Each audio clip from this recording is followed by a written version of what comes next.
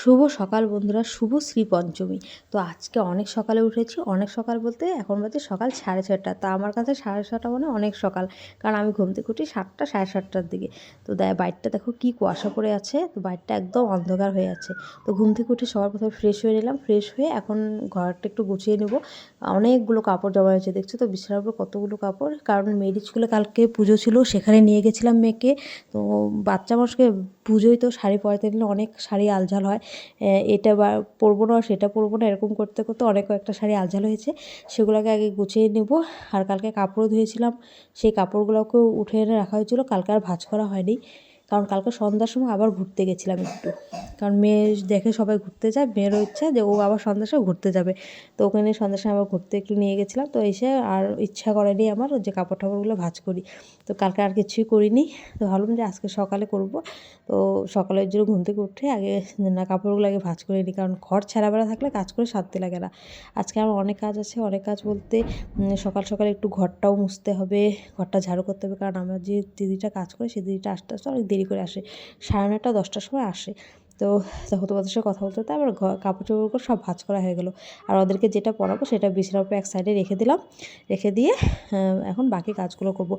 বাকি কাজগুলো স্নান পুজো সব কাজ বাকি আছে। তো চলো দেখতে থাকো ভিডিওটা, আশা করি তোমাদের ভালো লাগবে। আর ভিডিওটা ভালো লাগলে অবশ্যই ভিডিওটিতে লাইক কমেন্ট শেয়ার করো।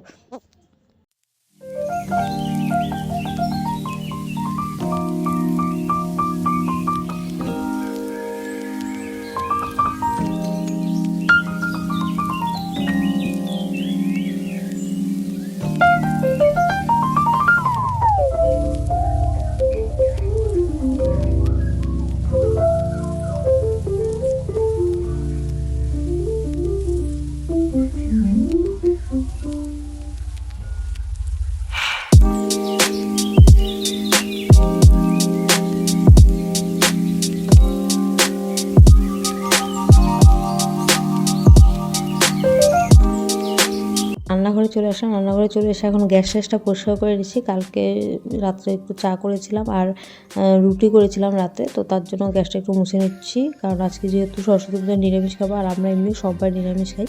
তো তার জন্য গ্যাসটাকে একটু পরিষ্কার করে নিচ্ছি। আর বাসন টাসনগুলো আজকে আমি এখন আর মাজবো না, আমি ওই দিদিটা এসে তখন পরে মাজবো। কারণ এখন তো আর তো চাটা কিছুই করবো না, গ্যাসও ধরাবো না। তো ওই জন্য এখন আর বাসনগুলো কিছু মাজলাম না।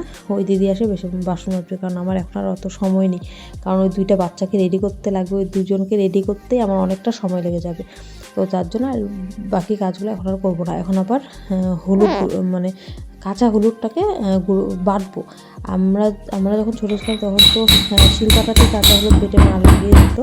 আমার যেহেতু শিলপাটা নেই, আমি যে এই হামলদিস্তাটা, ছোটো হাত হামলদিস্তাটা যে আছে, এটাতেই আমি মানে কাঁচা হলুদটাকে থেতলো করে দিচ্ছি। থেতলো করে সরষের তেল দিয়ে ওদেরকে লাগিয়ে ছান করে দিব। তো চলো দেখতে থাকো।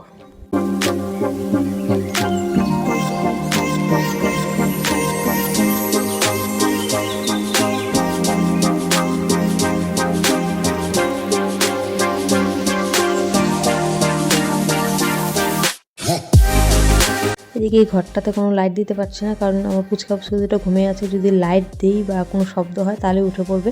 আর একবার যদি পুচকাটা উঠে, আমি কোনো কিছুই কাজ করে শান্তি পাবো না। তো তার জন্য পুচকাটাকে দেরি করে উঠাবো।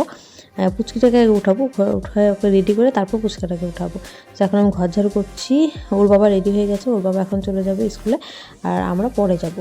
তো ঘরটা ঝাড়ু করে নিয়ে, ঘরটা মুছে ছান করে পুজো দিয়ে তারপর ভাবছি মেয়েকে ঘুম থেকে উঠাবো।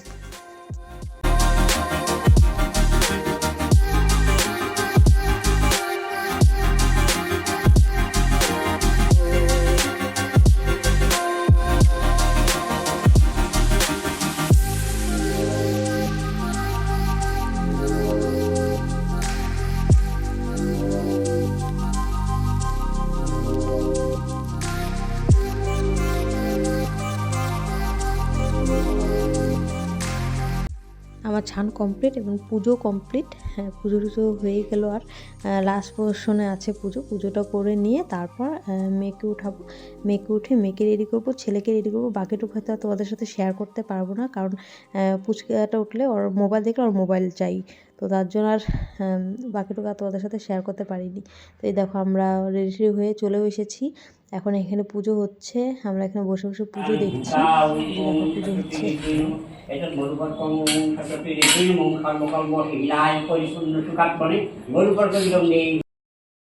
তো বাড়িতে চলে এসেছি। হ্যাঁ, ওখানে ফল প্রসাদ ছিল, ফল প্রসাদ খেয়ে বাড়িতে আসলাম। এখন বাজে বেলা 12টা। এখন আগে ওদেরকে খাওয়াবো, ছেলে মেয়ে দুজনকে খাইয়ে দিয়ে তারপরে আমি রান্নাঘরে চলে যাব। এখন দিদিরা এসেছে, দিদি এসে বাসনগুলো মাজছে। তো এদিকে আমি রান্নাঘরে চলে এসেছি। হ্যাঁ, রান্নাও বসিয়ে দিয়েছি, ওদেরকে খাইয়ে দিলাম। দিদিটা যখন বাসন মাজলো তখন আমি মানে বাসন মাজলো আর সবজিগুলো কেটে দিল, তখন আমি ওদেরকে খাইয়ে দিলাম। ওদেরকে খাওয়াতে অনেক সময় লেগে গেলো। এখন যখন আমি রান্না বসেছি তখন বাজে হলো 1টা 10। তো আমি রান্না করছি হলো বেগুন ভাজা, ডোকা পাতার চচ্চড়ি, পাঁপড় ভাজা আর হলো খিচুড়ি। এখন অনেকে হয়তো বলবা যে ডোকা পাতার চচ্চড়ির সাথে খিচুড়ি কে খায়? তো আমরাও খিচুড়ি খাই, ডোকা পাতার চচ্চড়ির সাথে খিচুড়ি খাই না, কারণ আমি ভাবছিলাম যে আজকে খিচুড়ি করবো না, কারণ মেয়ে খিচুড়ি খায় না। আমার মেয়ে খিচুড়ি ভালোই বাসে না খেতে।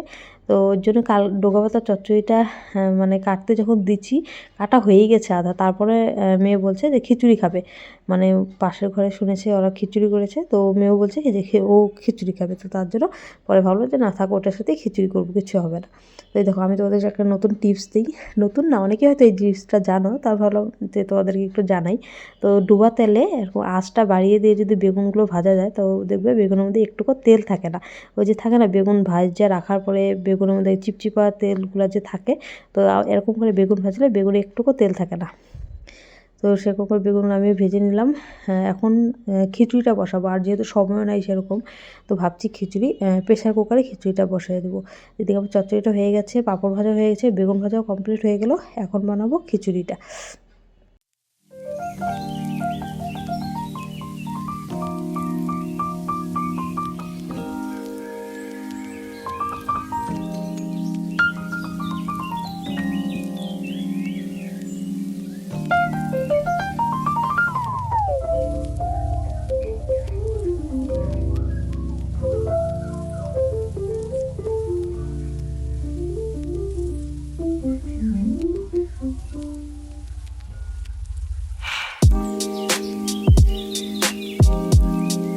সো আমাদের খাওয়া দাওয়া সব কমপ্লিট হয়ে গেছে। হ্যাঁ, খাওয়া দাওয়া কমপ্লিট করে এখন আসলাম একটু শুয়ে রেস্ট নিতে। সেগুলো তোমাদের সাথে শেয়ার করতে পারিনি, কারণ বললামই তো তোমাদেরকে মোবাইল বার করলেই ছেলের আর কি মোবাইল চাই, তো তার জন্য আর সেগুলো শেয়ার করতে পারিনি। তো ভিডিওটা যদি তোমাদের ভালো লাগে অবশ্যই ভিডিওতে একটা লাইক কমেন্ট শেয়ার করো।